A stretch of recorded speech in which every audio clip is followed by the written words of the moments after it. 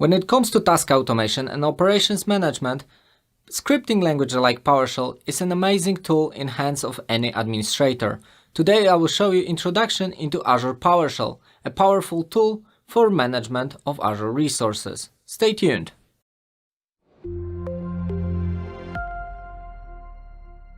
So let's start with PowerShell. What is PowerShell? It's a scripting language delivered by Microsoft to allow you for easy task automation and configuration management. It's a command line shell interface where you run a simple commands and control your environment. And with recent introduction of PowerShell Core, you can also run it on Mac OS or Linux because it was made cross-platform in August 2016. Each task in PowerShell is executed by something called commandlets. Each commandlet contains something called verb. This verb describes what action will be taken. For instance, get process retrieves a list of processes. Join path joins a multiple strings into singular one. And connect PowerShell session, you can probably figure this out on your own, because a well-designed commandlet will tell you what it will do without you needing to check for documentation. And of course, all those commandlets are parameterized to ensure that you can actually write anything that you need by simply using parameters. And what is Azure PowerShell in this case? It's a set of commandlets that Microsoft delivered to allow you to manage your Azure resources directly from the PowerShell.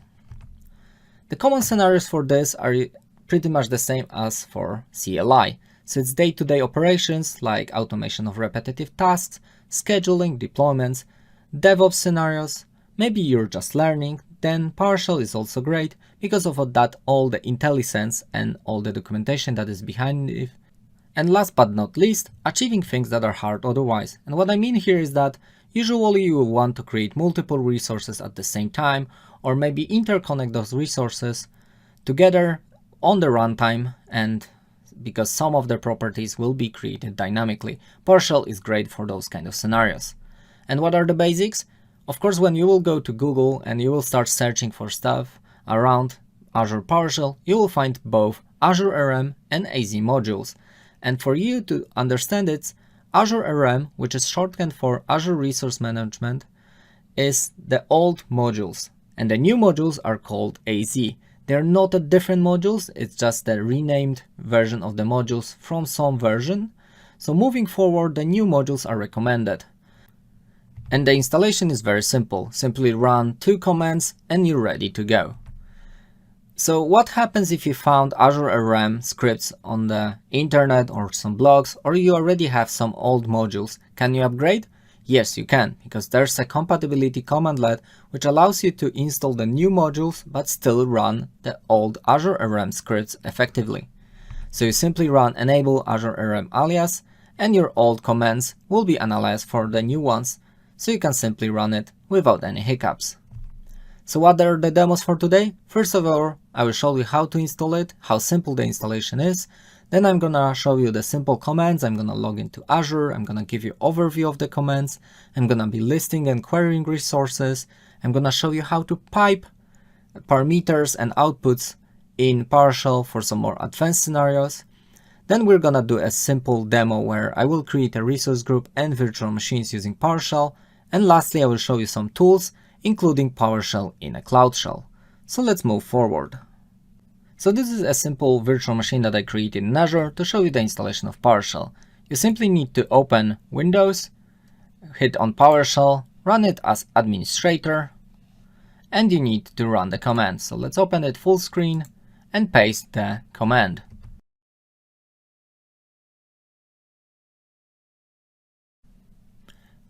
And now just simply import those modules.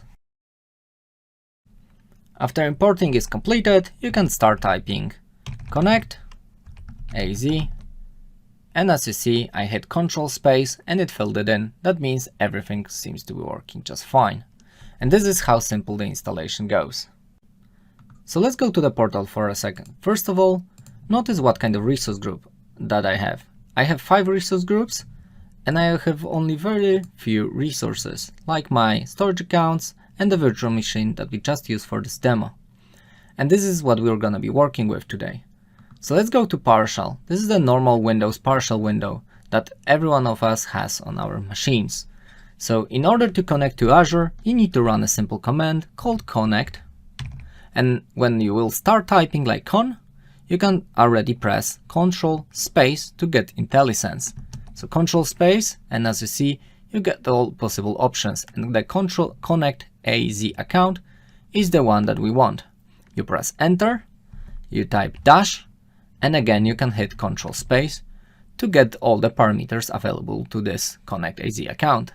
Fortunately, connect AZ account does not require any, so I can just press escape and hit Ctrl and actually enter.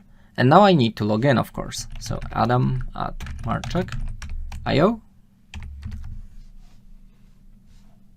I need to select my account because I have two under same ID. And I need to provide a password. Once I'm logged in successfully, you will see my account information, my subscription name, and my environment. Now we successfully connected to Azure using our account. First of all, you always can confirm what kind of account you are currently working on by typing get AZ. And this is the keyword. Every single command right after the verb will have AZ prefix. So you know, like new AZ, get AZ, select AZ, everything within Azure modules is followed by this prefix. So to get the current session, you type get AZ con, and let's see what kind of options do we have. And the one we want is get AZ context. Using this command, you can see what kind of environment you are logged in right now. And one of the important things about PowerShell and CLI in general is that all the commands are working on a single subscription at the time. So if you're working with with many subscriptions, remember to run a command at first that is called select AZ subscription and provide a subscription name and type your subscription name. In my case, that would be Visual Studio Enterprise NPN. This will make sure that this is the current subscription that you're invoking all the commands on. This is especially important if you're creating resource groups because you don't want to create them on an incorrect subscription. So what next? First of all, let's try to list the resource groups that we just seen. To do that, you need to type get. So get means return, AZ as always the prefix, and res. Let's see what kind of options we have, and there's a resource group here. Hit enter, and as you see, those are all the resource groups that we have on this subscription. What can you do with this? First of all, you can do a lot, but to do a lot, you need to actually start using something called pipes. This is a pipe. This allows you to grab the output of the command into another command. And in PowerShell, this is a very powerful feature to get a lot of advanced features. And for instance, what you can do is type format table. And instead of that list, you're gonna get a table. You can do, of course, format list. This will return almost the same stuff. You can do format wide, which is like a simpler version of what you just seen. But what is interesting is that you can also type, for instance, export CSV to export your outputs from the previous command directly into CSV. This is one of very good ways to do operations and auditing.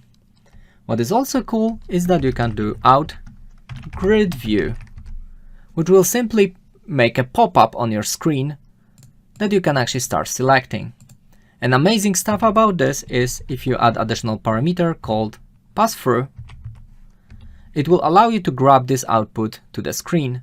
And notice that when I do it now and I select, let's say, 3 subscriptions as 3 resource groups and hit OK on the bottom, notice that I got 3 subscriptions as an output. This way you can make interactive sessions for users to run using PowerShell very easily and automate your Azure based on your needs. What else can you do? Well, as you can imagine, when you run resource groups, you are provided with a lot of information. Maybe you don't want all of those information for the next comments. To do that, you just again pipe and type select. And in select, of course, Control space will see what is the result from the previous command and allow you to select what kind of columns do you want. So I want resource group name and maybe a location. So this is like a SQL query. When you do it, you get a subset of the previous response with only the columns that you want. You can also do filtering. To do filter, you just type where object. Filtering is a bit more complicated because you need to provide an expression function, which goes like this. $_ is the current object, dot, what kind of property we are filtering on. Let's say we're filtering on location. And what kind of filter do we want? Let's say dash equals. And what do we want to be equals to? Let's say North Europe. And simply run it, and as you see, we got only resource groups from North Europe. And of course, piping allows you to pipe everything together. So you can use, again, select resource group name and location, and filter and select at the same time. Very powerful feature, a lot of stuff that you can do with it, so take a full advantage of it. Remember, for brevity, you can also do multi-line, so just type this, it's a tick sign, again the tick sign, and you can do multi-line scripting to get them more consistent and more easy to read from the perspective of the maintenance. Now that we know how PowerShell works, we can actually go and start creating a real demo. In this demo, I'm gonna create a resource group, and in that resource group, I'm gonna create a virtual machine. So let's do that. So first of all, to create a new resource group, we need to type verb new, and followed by AZ for the modules, res for the resource group, find a new AZ resource group command, type dash, control space, and name. So I'm gonna call it AM demo, dash, control space, location, space, and control space to get a list of the regions. So in my case, that will be North Europe, and hit enter.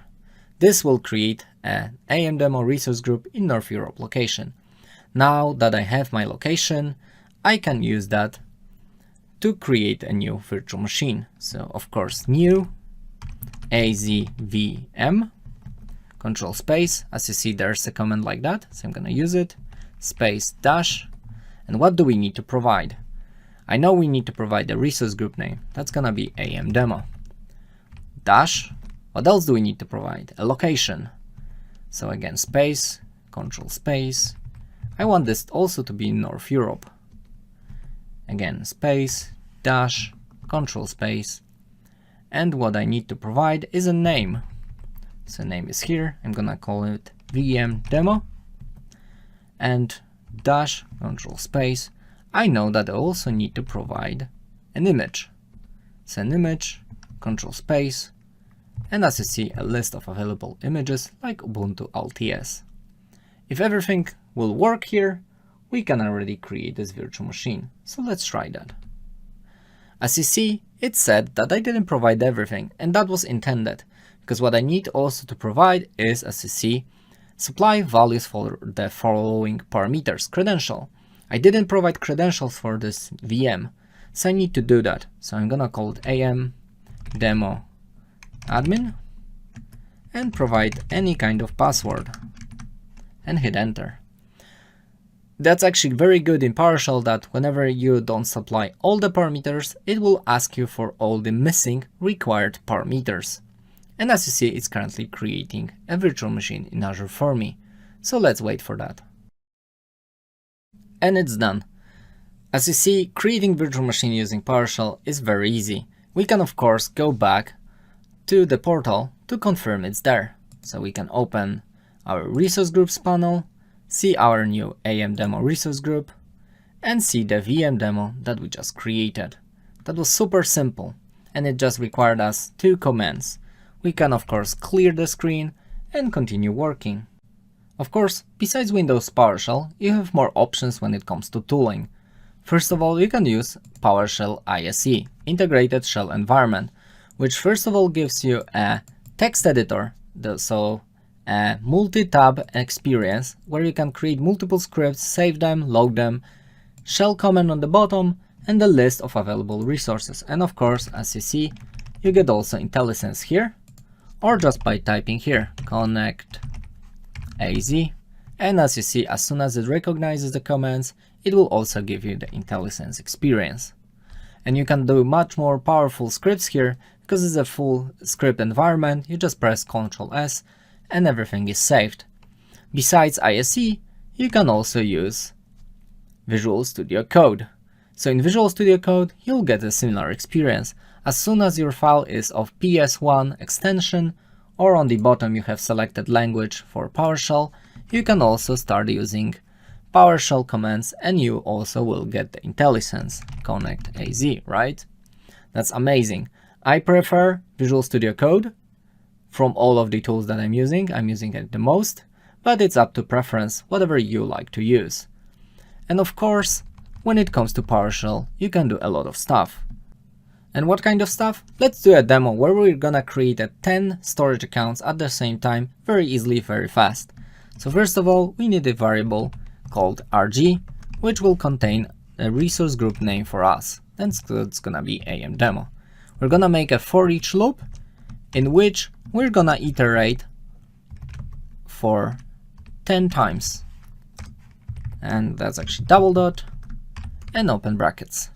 So from 1 to 10, we're gonna create a new storage account. That means within this loop, we need to type new AZ storage account, and of course dash resource group name. We need to provide this $RG dash. We need to provide it a name, and that's gonna be amdemo storage, and then $E. So this will append the iteration number. So it's gonna be amdemo storage 1, amdemo storage 2, 3, 4, up to 10. And next, we need to provide an SKU name, control space. In our case, that's gonna be standard LRS, because those are the fastest ones to be created. Again, dash. We need to provide also location, and that's gonna be for us control space to get the list of locations. And I want North Europe. Actually, I wanted North Europe here. North Europe. And not to wait for each storage account to be created in a loop, you can also add dash as job parameter, which means they will run in the background. If you want to make it nicer, use tick signs to break a line. Again here, again here, again here, again here. This looks much better. And you simply select everything, press F8, and run the script. And everything runs in parallel. This is how easy it is to run PowerShell commands in parallel in Azure. And if we go back to Portal and start refreshing, in just a couple of seconds, we're gonna start seeing our storage accounts being created. So let's wait for a second.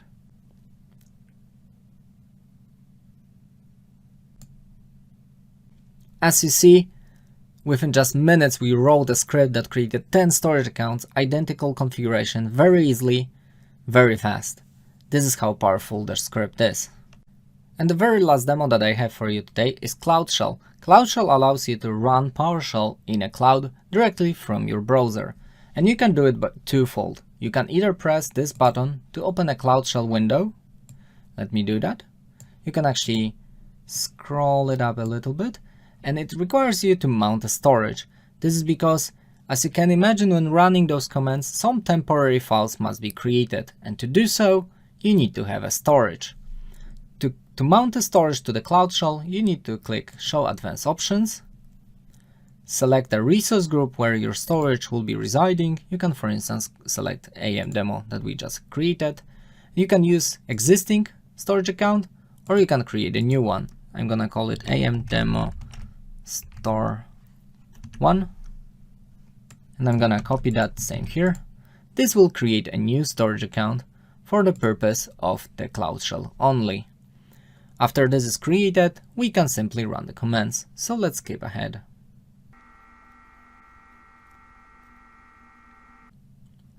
So the Cloud Shell initialized, but the first thing you'll notice, this is not actually PowerShell, it's CLI. And to change to PowerShell, simply hit this button and click PowerShell, confirm, and it will switch Cloud Shell to run PowerShell. Of course, we can increase the font if you want to get the large one, and we can run the PowerShell commands. Very first thing that you will notice that you don't have to run connect AZ account, because this inherits your session from the browser. So simply typing now get AZ resource group, press enter, and you get resource group without any login in. It's not ideal experience, as it's not as good as in Visual Studio Code or ISE or even PowerShell command line, but if you don't want to install anything, you're maybe working remotely, Cloud Shell is an amazing alternative that allows you to run PowerShell very easily. And of course, couple things to notice, you can also run it by using shell azure.com to get a full screen session of the CLI and PowerShell as well in the Cloud Shell. And here, of course, it's still picking up SSO, so it's logging you into Azure without you running any commands, and you can simply start writing commands like usual. So get AZ resource group, and you get all the resource group. You can type ls to access local storage, mkdir demo to create folders if you need, or what's amazing, you can type code dot to get a local editor that looks like a Visual Studio Code and allowing you to write scripts in a browser directly here and run them from the Cloud Shell. This is how great it is. Quick recommendation, use shell-azure.com for demos, quick scripts, quick demos, maybe quick auditing. But usually I recommend you to get full that experience that Visual Studio gives your ISE, because it gets more IntelliSense, more natural feel, integration with Git. So it's much better in the long run. This is a good for very quick stuff, or training even. There is so much more than you can do with PowerShell. Parallel processing, extensions, integration with .NET, operation management, task automation, process automation, integrating with other Azure services like Azure Functions or Azure Automation. Pretty much the possibilities are endless. It's up to you to integrate, cover your scenarios, and automate pretty much anything you are doing for your daily operations.